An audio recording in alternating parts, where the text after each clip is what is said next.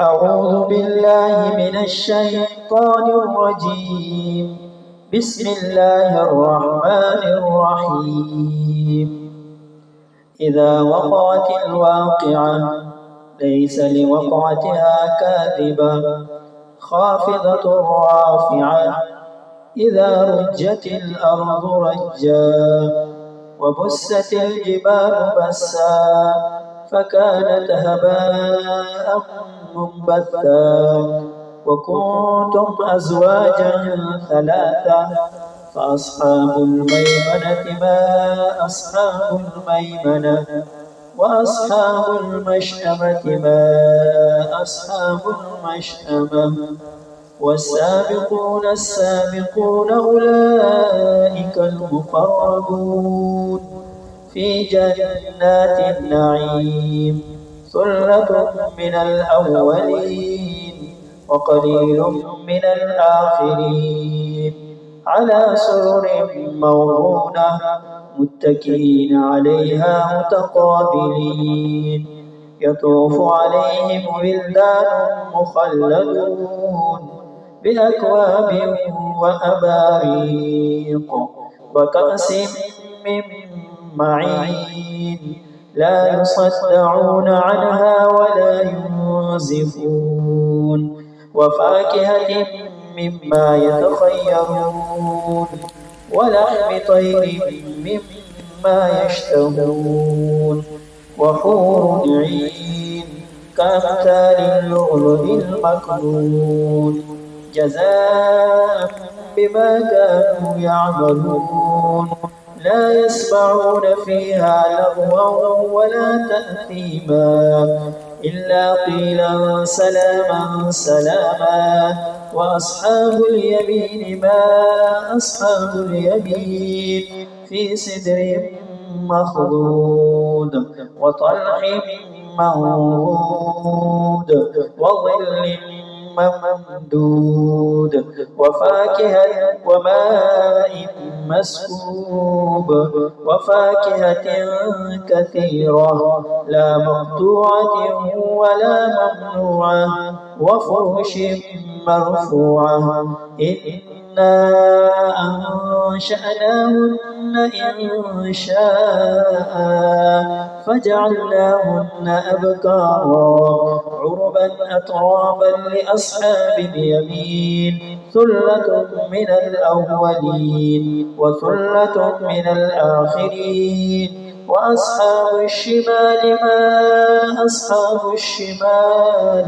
في سموم وحميم وظل من يحموم لا بارد ولا كريم إنهم كانوا قبل ذلك مترفين وكانوا يسرون على الحنث العظيم وكانوا يقولون أئذا متنا وكنا ترابا وعظاما أئنا لمبعوثون أوآباؤنا الأولون قل إن الأولين والآخرين لمجموعون إلى ميقات يوم معلوم ثم إنكم أيها الضالون المكذبون لآكلون من شجر من زقوم فمالئون منها البطون فشاربون عليه من الحميم فشاربون شرب الهيم هذا نزلهم يوم الدين نحن خلقناكم فلولا تصدقون أفرأيتم ما تمنون أأنتم تخلقونه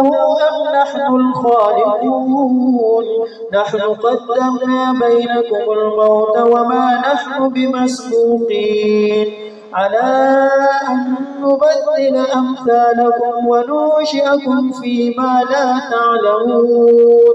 ولقد علمتم النشأة الأولى فلولا تذكرون أفرأيتم ما تحرثون أأنتم تزرعونه أم نحن الزارعون لو نشاء لجعلناه حطاما فظلتم تفكهون إنا لمغرمون بل نحن محرومون أفرأيتم الماء الذي تشربون أأنتم أنزلتموه من المزن أم نحن المنزلون لو نشاء جعلناه أجاجا فلولا تشكرون أفرأيتم النار التي تورون أأنتم أنشأتم شجرها أم نحن المنشئون نحن جعلناها تذكرة ومتاعا للمقوين فسبح باسم ربك العظيم فلا أقسم بمواقع النجوم وإنه لقسم لو تعلمون عظيم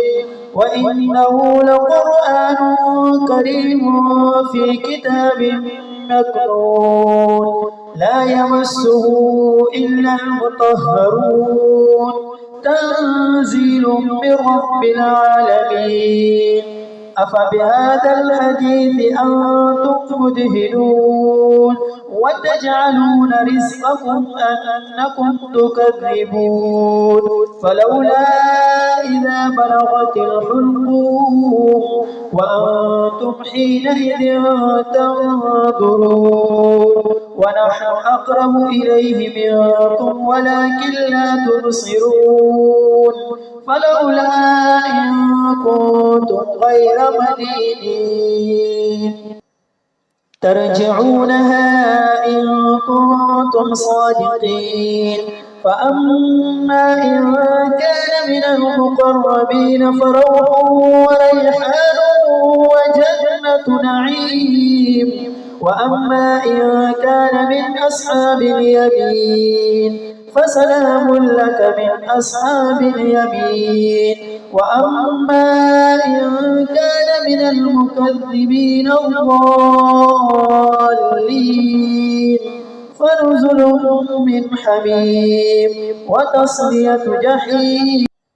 إن هذا لهو حق اليقين فسبح باسم ربك العظيم صدق الله العظيم.